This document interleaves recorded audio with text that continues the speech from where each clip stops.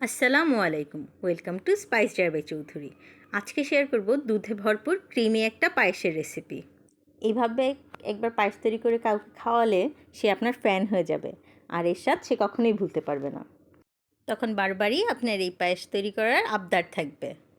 আর রেসিপিটি শেষে থাকছে পায়েস মজাদার করার একটি সিক্রেট টিপস। শুরুতেই আমি এখানে 3 লিটার পরিমাণ দুধ জাল করে 2 লিটারের কাছাকাছি নিয়ে এসেছি। দুধটা জাল করার সময় একটু পরপর নাড়তে হবে, না হলে নিচে পুড়ে যেতে পারে। দুধটা যখন জাল হতে হতে একটু হলুদ কালার চলে এসেছে, তখন 1 মুঠ পরিমাণ পোলাওয়ের চাল আমি এখানে ধুয়ে দিয়ে দিয়েছি। পায়েস তৈরিতে পোলাওয়ের চাল ইউজ করাটাই বেস্ট রেজাল্ট দেয়। এখানে কেউ চালের পরিমাণটা বাড়িয়ে দিলে দুধটাও তখন বাড়িয়ে দিতে হবে, না হলে স্বাদ ভালো আসবে না। এই পায়েসটাতে মাঝে মাঝে আমি চালের সাথে অর্ধেক সাবুদানাও ইউজ করি, তখন চালের পরিমাণটা অর্ধেক করে অর্ধেক সাবুদানা দিয়ে দেই। চাল দেওয়ার পরই এখানে আমি একটা ছোট এলাচ, একটু দারুচিনি আর একটা তেজপাতা দিয়ে দিয়েছি। পায়েসে এই মশলাগুলো ইউজ করলে ভালো একটা ফ্লেভার পাওয়া যায়। এবার চাল না ফোটা পর্যন্ত কিছুক্ষণ পরই পায়েসটি নেড়ে দিব। পায়েস তৈরিতে চালগুলো ফোটার পরেই চিনিটা ইউজ করতে হবে, না হলে চালগুলো ফুটতে চায় না। পায়েস তৈরির শুরুতেই আমি দুধটা জাল করে 3 লিটার থেকে 2 লিটারে এনেছিলাম। এখন চাল ফুটতে ফুটতে দুধটা আরও কমে ঘন হয়ে আসবে। পায়েসে দুধটা যত বেশি ইউজ করবেন, স্বাদ ততই বেশি ক্রিমি ও মজাদার হবে। দুধ দেওয়াতে কিপটামি করলে স্বাদ ভালো আসবে না।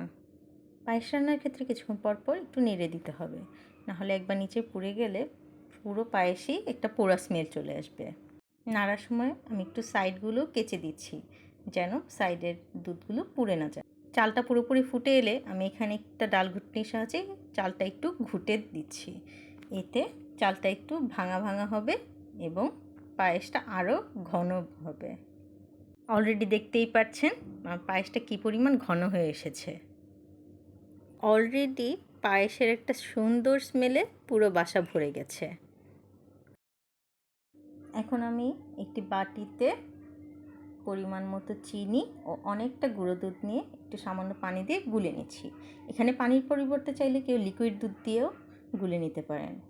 আমার আজকে লিকুইড দুধ তুলে রাখতে মনে ছিল না, তাই পানি দিয়ে দুধটা গুলে নিলাম। এখানে ডাইরেক্ট পাউডার দুধটা পায়েসে দিলে দলা পেকে যায়, এই জন্য আমি একটু গুলেই দিলাম, যাতে পাউডার দুধটা পায়েসে সম্পূর্ণ মিশে যায়। দুধের যে কোনো খাবারে পাউডার দুধ দিলে স্বাদটা অনেক বেড়ে যায়, আর দুধের খাবার আমার একটু ঘন দুধ দিয়েই খেতে ভালো লাগে। এখন পাউডার দুধ আর চিনি দেওয়ার পর পায়েসটা নাড়তে থাকবো এবং অপেক্ষা করব যতক্ষণ পর্যন্ত না বলক উঠে। পায়েসটা বলক উঠে গেলে এই পর্যায়ে চুলাটা অফ করে দিব। কিন্তু কাজ এখনও কমপ্লিট হয়নি, এখনও সিক্রেট টিপসটা বাকি। পায়েসটা গরম থাকা অবস্থাতেই আমি একটা বক্সে তুলে নিয়েছি। কেউ চাইলে পাতিলেও এই কাজটা করতে পারেন। এখানে আমি 2 চামচ ঘি পায়েসটার উপর ছড়িয়ে একটু নেড়ে দিয়েছি, আর সাথে দিয়ে দিয়েছি কিছু কিশমিশ। ঘি দেওয়ার পর ঢাকনা দিয়ে বক্সটা ঢেকে রাখবো, এতে ঘিয়ের স্মেলটা পুরো পায়েসে ছড়াবে। পায়েসে ঘি ইউজ করাটা এখানে গেম চেঞ্জার হিসেবে কাজ করবে। প্রতি চামচে চামচেই আপনি ঘিয়ের একটা ভালো ফ্লেভার পাবেন।